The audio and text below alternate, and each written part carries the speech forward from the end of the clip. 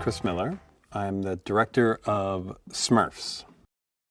My first exposure to Smurfs was from the 1980s, the TV show, which I always found like just incredibly funny and strange, and I was always just attracted to that entire series. I just found it so compelling and different than anything else that was on TV.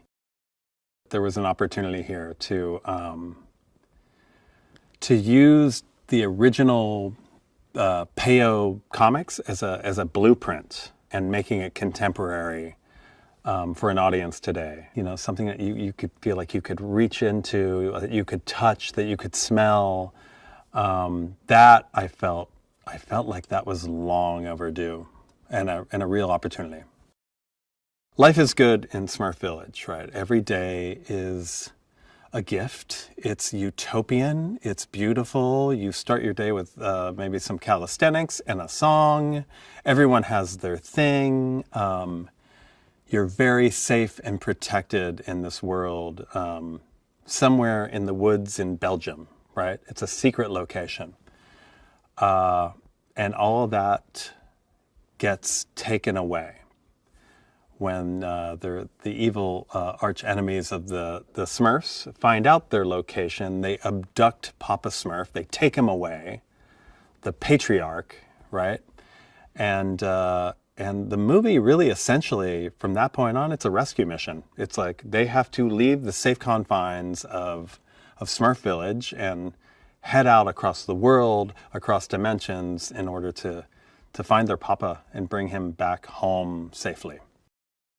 No Name is the only Smurf in Smurf Village to not have a thing. You know, everyone sort of is born with knowing what they are, where their place is in the world, and how to operate on a day-to-day basis. And there's no conflict. You just do what you're born to do, right? No Name's name is No Name, and No Name has no idea who he is, and it's frustrating for him. You know, he's aspiring to be something more. He wants to find out who he is, and it's this journey that he's been on. It makes him feel like he's an outsider, right? Even in Smurf Village, he doesn't feel like he has a place. He doesn't feel like he belongs. And Smurfette is his best friend.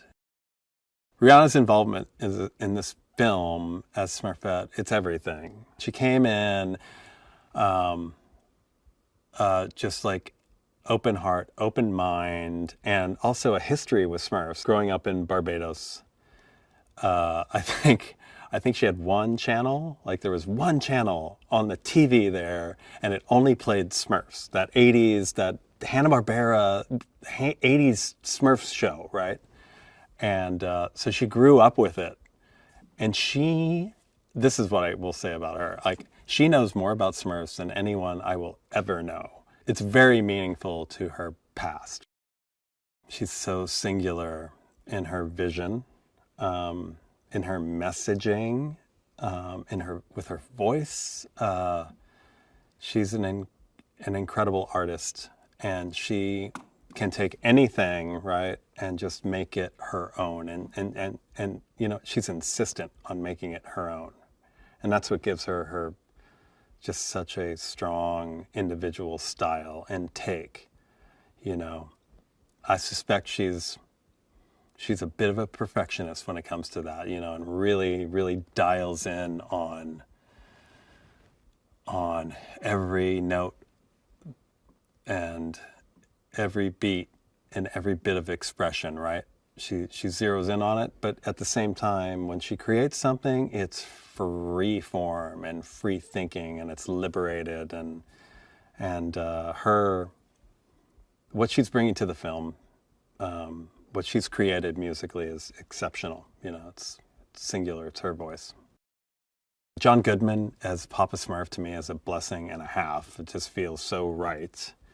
And Nick Offerman is brilliant and funny and smart. There, I just said it like Nick. Smart. Kurt Russell, what a joy that he's in this movie, that he's a part of the team. Hannah Waddingham is absolutely astounding actor. Octavia Spencer is a joy and brilliant, and once again, like, understands humor and can deliver the funny. Dan Levy is so good as Joel, the assistant in this film. He's hysterical to me. James Corden just brought so much depth to the character of No Name. He brought his singing voice, which it performs a song that I think is extraordinary. Amy Sedaris is just that's a treat. Amy plays a magic book called Jaunty Grimoire.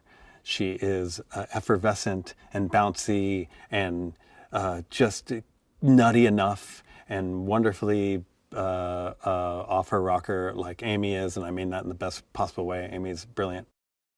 I think it's relatable for an audience to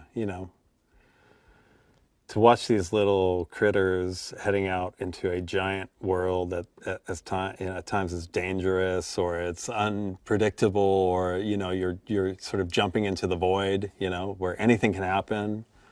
And I think audiences can relate to that. Everyone feels at times like they're small in a big world, right? And if they're with people they trust, people they love. In this case, Smurfs they trust and love. I don't know. You can find a way through, right? With the support of that community, you can stand up and face off against anything. What is a Smurf? Smurfs, let's see. They're 3 crab apples high, so it's like that. They live in this community in the woods. Everything is cool. They got all the Smurf berries they need. They got all the water they need. They live in their little mushroom houses. Community feels right, totally safe, totally protected. But what is a Smurf? Well, it's more than that. Like, that's their world. But what they discover, or what they will discover, is that when you take that community and you send them out into the world, they realize that their place in the universe is much bigger. And what they discover is that the secret to having success in both places is having each other. Awesome. Oh, and they're blue. That's the other thing. They're blue. Smurfs, featuring new music by Rihanna and more.